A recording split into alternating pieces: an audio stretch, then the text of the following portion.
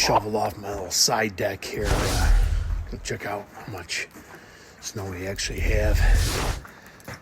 You can kind of see on that middle bush right there. Overnight looks like to be a foot or maybe a little less. Of course, I got the overhead roof here.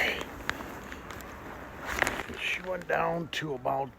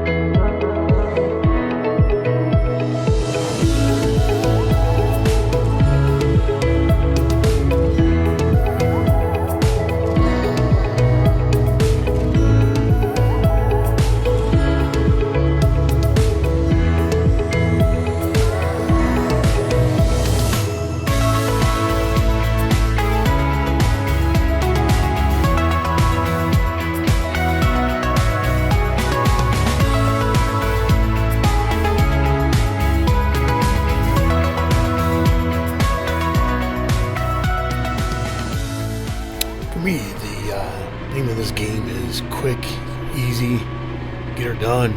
I'm not going to be the one that wants to stay out here and screw around. It looks kind of like I do, but mowing the lawn or plowing snow, my object and the name of the game is get her done. Get on to something else that's more fun. So I've got to keep this driveway pretty clean. Got 2 females living in the house with me, and they need a clean driveway. 4-wheel drive vehicle, so I guess I could probably go over it if I wanted to and not have to plow, but keep it pretty clean for the ladies. Yeah, I think appreciate it. But like you say, quick, easy, fast. I don't want to be messing around with this. I'd rather be watching NFL football playoffs or something that's fun. And so that's the object here. Get her done fast, and see that snow blade on there. That thing is phenomenal. Number one, when you see me raise it, like right here, I come into this snowbank, raise her up.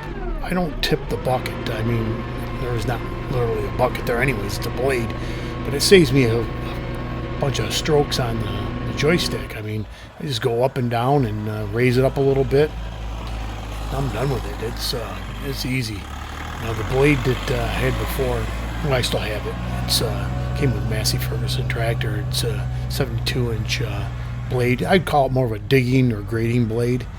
And I did the first year. I plowed snow with it, and it was okay. I couldn't really go over the grass that well, even in float mode. I still wanted to tend to dig, and I knew there was a better option out there. Watching a big, huge grocery store get plowed out one time. There was a big plow truck, and then on the other end, this guy had a Bobcat with one of these snow blades, a lot bigger than the one I got.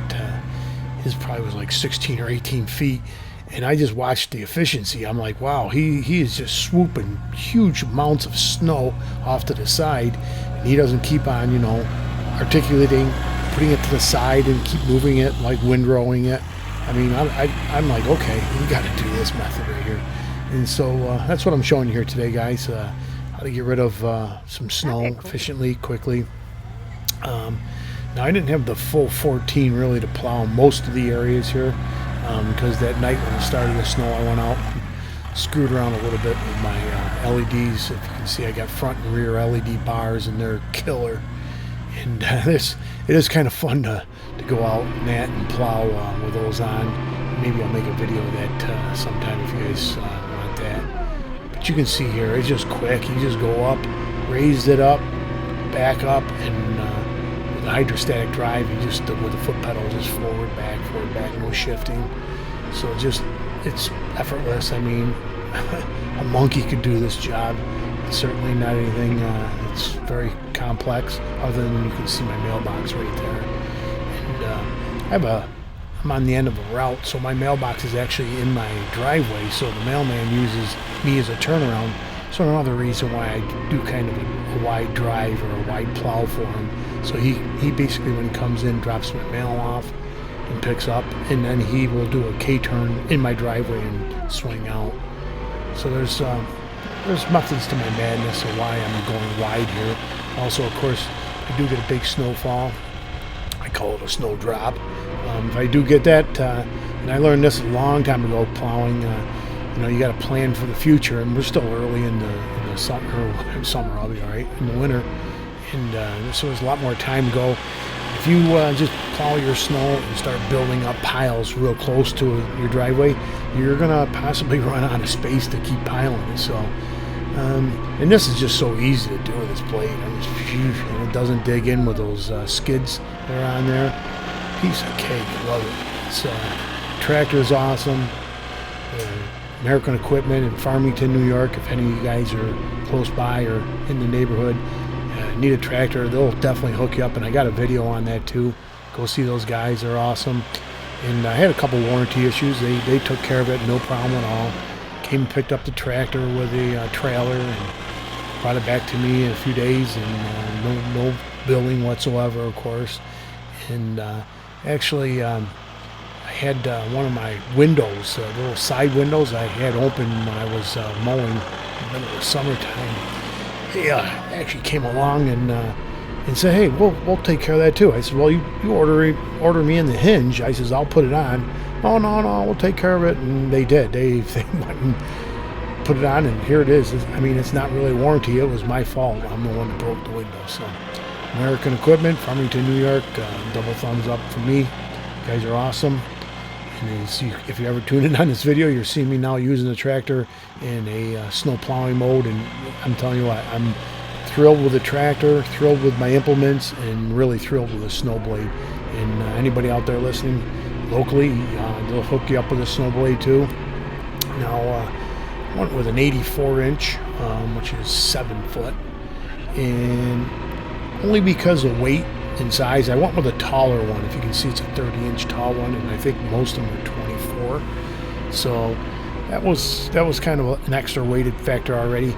And the 8s, actually, if you look at them, because they're so prevalent, they're very common. You can buy the 8 for less than you can that 7 that you're looking at, and that's just the way it is, because they weld up and make mega 8s and 10s and 12s. But I figured I'd skimp a little bit on the 7. I'm glad I did. With the extra ballast on the back end, which is the backhoe, as you can see there. And I've been asked this before about the tires, because they're turf tires, and I got that because I have an underbelly mower, and I use mainly this tractor for mowing summertime. Now I can say summertime.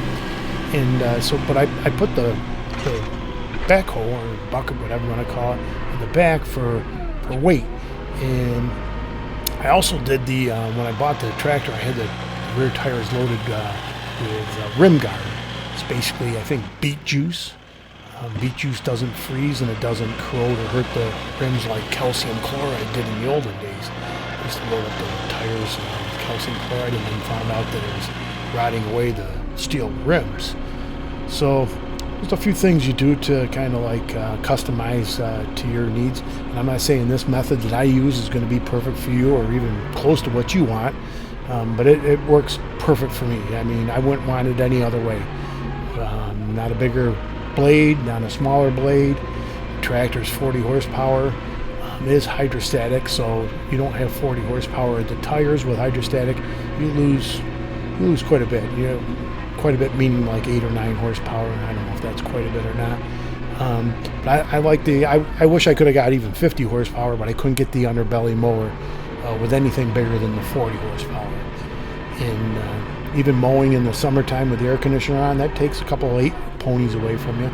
So more horsepower you got, up to a point, I think you're better off. So, but the 40 seems to be perfect. I mean, I was going to go with the 35, and I'm really glad I went up to the 40. I've used that extra horsepower several times, a couple times even digging with the backhoe, got a little extra hydraulic pressure with that.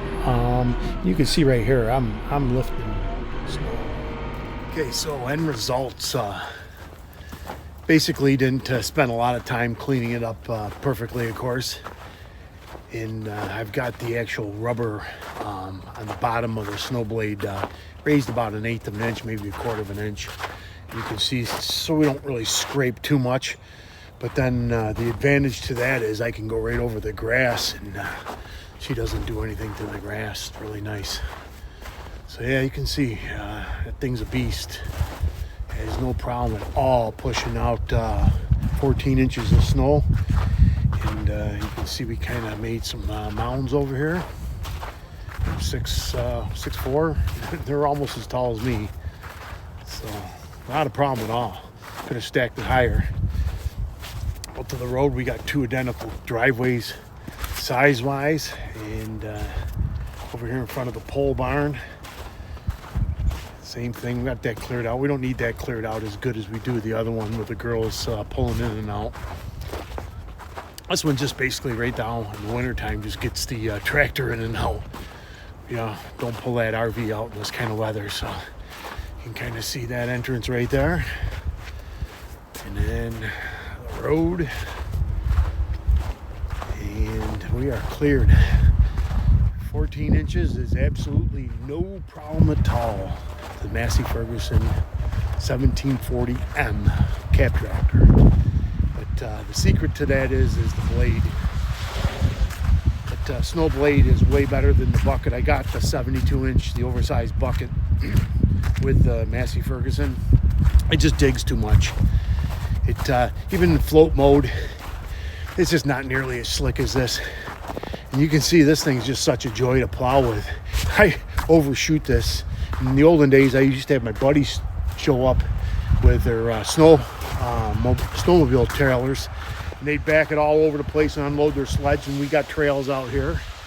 They go that way, right out that way. And so I always was used to making more space than what we normally need.